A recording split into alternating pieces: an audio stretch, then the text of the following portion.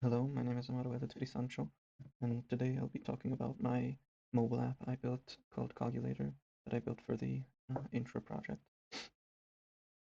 Um, in today's world, I feel like we've become increasingly reliant on the convenience of our phones, and we're beginning to see some negative effects of this dependence. One good example would be our reliance on navigation apps like Waze or Google Maps. From my own experience, I've often found myself driving somewhere while paying attention only to the navigation instructions without actually memorizing any of the route that I was taking. And when I would reach my destination, I would sometimes realize that I probably wouldn't be able to find my way back without using the app again. I believe that a similar situation exists when it comes to everyday calculations. Instead of solving simple arithmetic ourselves, we often just instinctively reach for the calculator on our phones simply because it's faster and requires less mental effort. In both of these situations, I would argue that while these technologies are incredibly convenient, they can also reduce our willingness to actively engage our cognitive abilities. This observation inspired the idea behind Cogulator. Rather than replacing mental calculation, the goal of the application is to encourage it. The app asks the user to first solve calculations on their own, either mentally or on paper, whichever way they like, and then it supports them by providing guidance and step-by-step explanations. About the implementation of my um, app, first stage of the development was to create a basic calculator application, which served as the foundation for all the additional features. Um, Here are some progress pictures. You can even see the basic app. It just looks basically like sort of like an iPhone calculator. Um, I chose to develop the project using Flutter, which is Google's open source UI framework, and it works together with the Dart programming language. Flutter's great advantage is that it allows to build applications for multiple platforms from a single code base. This means that once the application is complete, it can be deployed to Android, iOS, or other supported platforms with minimal platform-specific modifications. So it's just one app for everything, basically.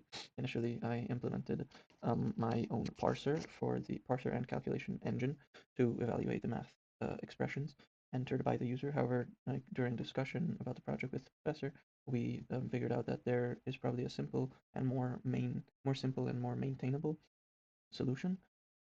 Although Dart doesn't include a built-in function similar to like Python's eval, for example, that evaluates these math expressions, it does provide the expressions package. That's the name of the package, math expressions, and this package parses and evaluates mathematical expressions in a much in a similar way to my original implementation, but it also significantly reduces the code complexity and improves the maintainability.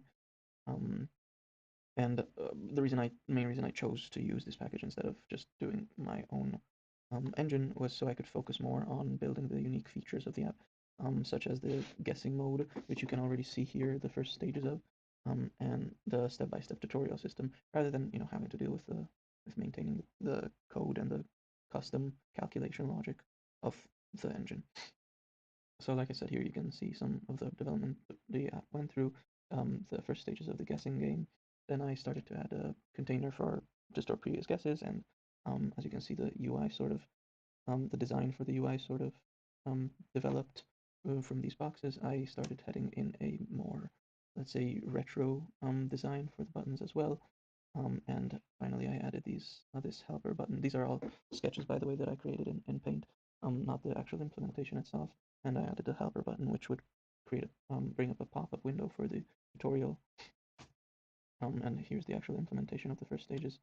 Um, and for the final UI design, which I'll show in a second, I decided to take inspiration from the Windows 98 UI, with these shadowed boxy containers, the inlaid displays, sort of as you can see here, and the protruding buttons. So now I'm going to demonstrate briefly how the app works. Right here I'm running the app as a web app, but as I said, it can be run both on Android and iOS. It's just simpler for demonstration purposes and computational power. Um, this is the main interface. As you can see, it resembles the Windows 98 UI, both in color and in both in the color scheme and in the design of the different elements. Um, And initially it just looks like a simple calculator. But let's say I enter an expression like 8 plus 4 close parentheses times 3. And when I hit the calculate button, it prompts me to try to guess first. Now if I enter a guess, let's say 9, it flashes red, incorrect, and adds to the guess list. Let's keep going. I keep adding them. It keeps adding them to the top of the list. And eventually they go off the screen, but that's no problem because it's scrollable. Um, if I want to reveal the answer, I can just hold down this button um, for 3 seconds. The reason it takes so long is for it to not be such an instant thing to further promote this idea of calculating by yourself. But let's enter this expression again. Plus 4 times 3. Um, and when I enter guessing mode, this is called guessing mode, I get this little pop-up message for a step-by-step guide. When I click on the help um, button, I get the pop-up window with the instructions of how to calculate the expression for myself. Um, and by clicking on these buttons, I can go through these instructions, this tutorial basically breaking down an expression into easier steps, mainly by prioritizing the hierarchy of, by going through the hierarchy of the different sub-calculations we have to do. So first of all, evaluate the following, which is in the brackets. Then we get that is 12, and it puts it back into the main expression. And then evaluate this, and you get the final answer. And when I enter that into here, it confirms that I completed it correctly. I would just like to give a brief overview of the most important parts of the code. As you can see, I organized my code into 3 separate files. The first one is the main file. This is the basic entry point of the application. Essentially, it just launches the app by calling run app. Then the file button values. Here I store the different button labels and also put them in a list, which makes reading them later easier and to essentially just build the buttons on the screen themselves. And finally, this is my calculator screen file, which contains most of the main functionality as well as the UI building tools. Um, initially, the initial code here is mostly just for building the different UI elements. So I'll have some variables, packages, of course, and then we start with the different UI elements. Like for these UI things, I wrote several helping functions. For example, build panel, which builds the design for the main display, and the incorrect guesses panel. Here's the incorrect guesses, and here's the main display. Using a function for this reduced my code complexity a lot and also allowed for better scalability. If I ever want to add any more panels, or if I simply just want to change them, I can just do it in one place instead of having to go through all of them separately and change all their colors or features or whatever separately.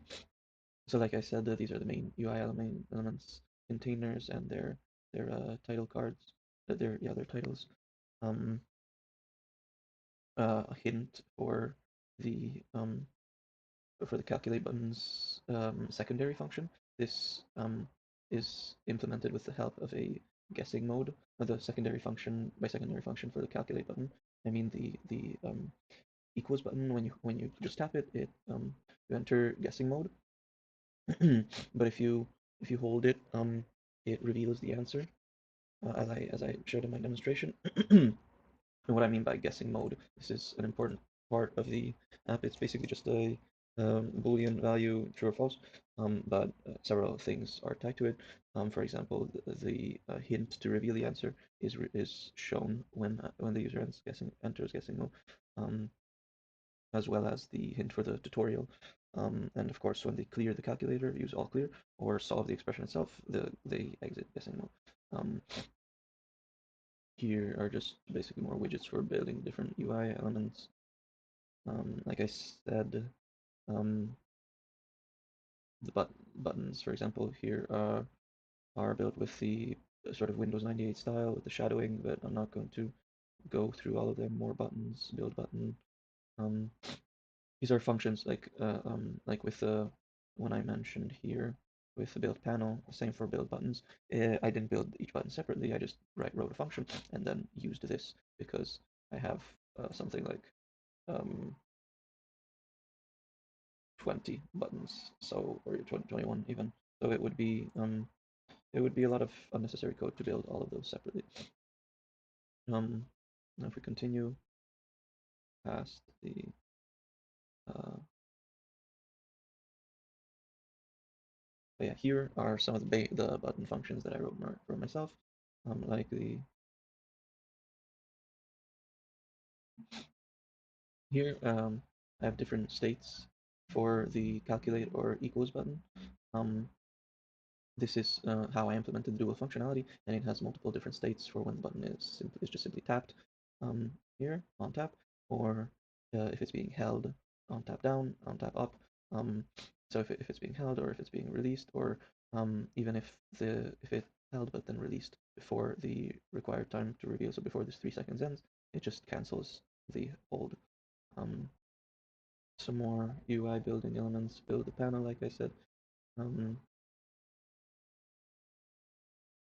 these are the button functions that I wrote for myself. Delete, which just deletes one character from the main display. The rightmost character. Clear all, which resets all of the it resets guessing mode and all of the variables, and just basically restarts the app from zero. Convert to percentage. That's just self-explanatory. And here's the secondary function for calculate. This is an important feature function. This is the check guess function. It checks the user's guesses when we enter guessing mode, and the user is entering some guesses. Each time they enter a new one, it's checked and evaluated. If it's wrong, the message incorrect shows in, and it flashes in the red color and has a little animation. And if they enter the correct message, this message is the correct the correct number, this message is displayed, and the message flashes in green.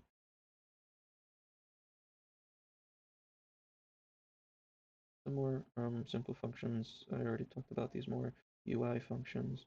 Um, and again, this is one of the more important ones. This is the tutorial pop-up. Initially, it's just building the main element. It has a placeholder for when no content is yet, there's no content yet available there, for because a tutorial only gets generated once the user enters guessing mode, or essentially when they enter an expression.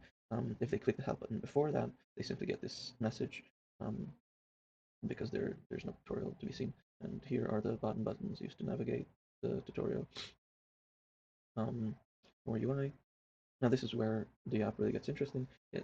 This is the tutorial engine, or basically the algorithm I wrote to build the tutorial itself. Initially, now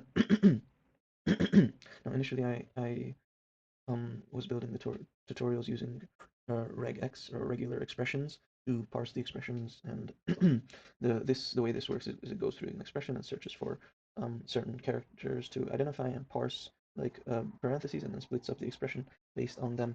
The issue with this is that it's very limiting, and it can only be used for short expressions. And if I want to expand that to longer expressions, maybe um, different elements with two or three, or so if I wanted to expand these expressions for to or these expand this code to work for longer expressions, two or three different, or even four different parentheses, then I would have to write much more code, and it would just make it very long and arduous. And so I decided to um, rework the engine, essentially, because I wanted it to work for more complex calculations as well. Um, until I got this current tutorial engine. Essentially, how it works is it builds an expression tree from the different expressions in the formula, basically creating an operational hierarchy, and this dictates um, the steps of the tutorial. The way it works is it goes backwards. It finds the main operator, or the one to be solved last. This becomes the root of the tree, and then it keeps looping back and finding the next last operator, and adding it to the tree until it reaches the end of the formula and it has a complete tree. And then it evaluates the tree, and once the tree is built, it goes through it and evaluates the whole thing again step by step, and presents these steps as the steps in the tutorial for the user to see. Here I just have some helper functions that go through. Yeah, here the tree is built. Here I have the helper functions that just help evaluate and turn the tree back into text. navigating the tree, swapping the nodes, etc., searching the tree, and finally here the tutorial is generated.